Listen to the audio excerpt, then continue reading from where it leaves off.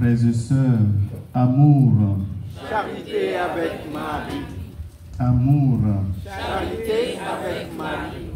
Amour. Charité avec Marie.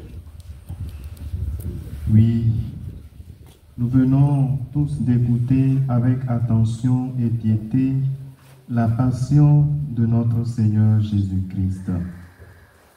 Il est entré victorieux dans la ville de Jérusalem. Il est rejeté, humilié et cloué sur la croix.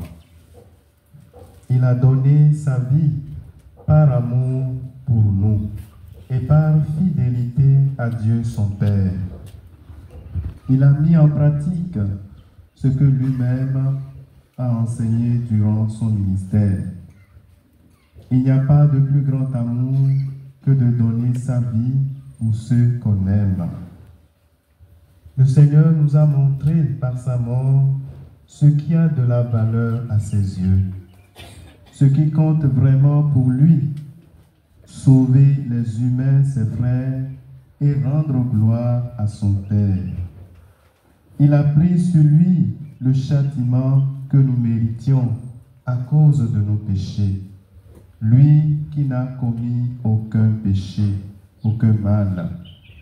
Nous l'avons bien entendu. Pilate a reconnu l'innocence de Jésus. Je n'ai trouvé chez cet homme aucun motif de condamnation. Qu'a-t-il fait de mal? Et le bon larron sur la croix réitère cela. Oui, frères et sœurs, Jésus meurt donc à cause de nos péchés. Lui l'innocent, il a donné sa vie par amour, afin que nous, pécheurs, nous puissions retrouver la joie du bonheur avec le Père, avec l'éternité dans le ciel. Le motif donc de la condamnation de Jésus à mort, ce sont nos péchés. Lorsque, par jalousie, nous complotons contre un frère, nous montons les uns les autres contre un collègue au travail pour détruire sa carrière en fabriquant de faux témoignages, comme l'ont fait les grands prêtres et les scribes. Nous ne sommes pas différents d'eux. Vous voyez, ils ont monté la foule pour que Jésus soit condamné. Et Pilate, et malgré qu'il ait reconnu l'innocence de Jésus, se laisse aller parce qu'il ne veut pas perdre sa place. Nous avons trouvé cet homme en train de semer le trouble dans notre nation. Il empêche de payer l'impôt à l'empereur et il dit qu'il est le Christ, le roi.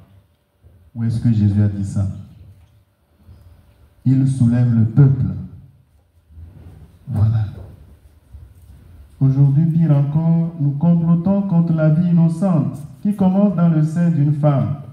Nous refusons d'accueillir cet être innocent et sans défense. Et notre société nous encourage et met à notre disposition des moyens pour détruire, pour balayer ce don du ciel, ce cadeau, cette bénédiction.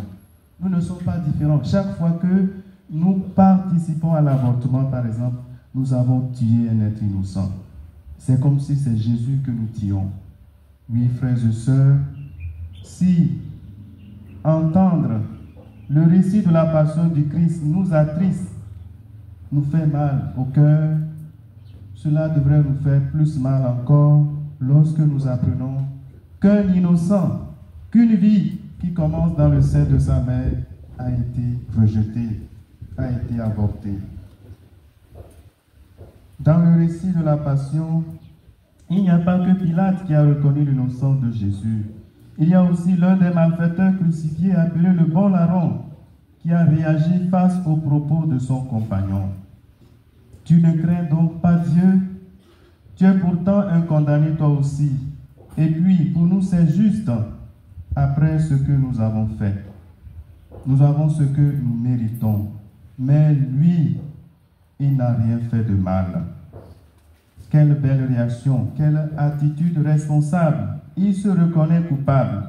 Il n'a pas cherché d'excuses ni de prétexte. Il accepte ce qui lui arrive et ne cherche pas à accuser qui que ce soit. Vous voyez la réaction de l'autre. C'est comme s'il disait que c'est Jésus qui l'a mis dans cette situation. Sauve-toi et sauve-nous. Parfois aussi, nous aussi, quand nous souffrons, quand nous traversons des heures d'épreuve, nous accusons les autres. Nous ne cherchons pas à voir notre part de responsabilité. Nous pensons que c'est l'autre qui m'a mis dans cet état. Qu'est-ce que Jésus y a à faire dans son procès, dans son crucifixion?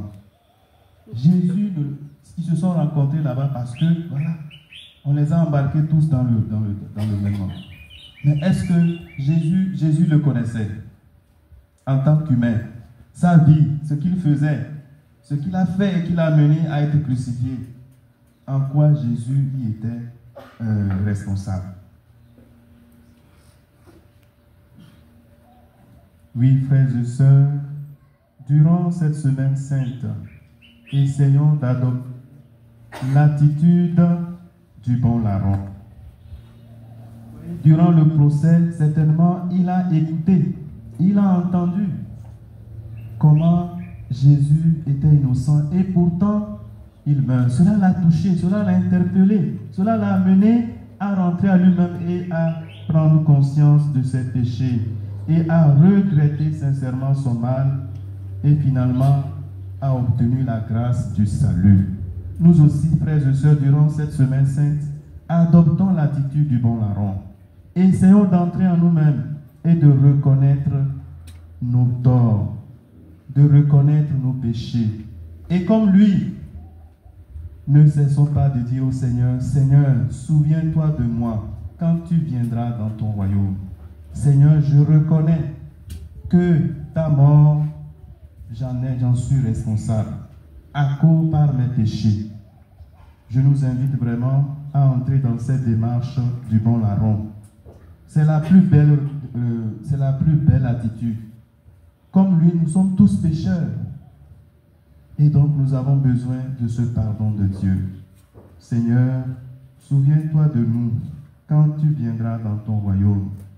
Oui, nous reconnaissons que nos péchés, que ce n'est pas nos péchés, que c'est à cause de nos péchés que tu es mort. Prends pitié de nous et daigne nous accueillir dans ton royaume. Amen.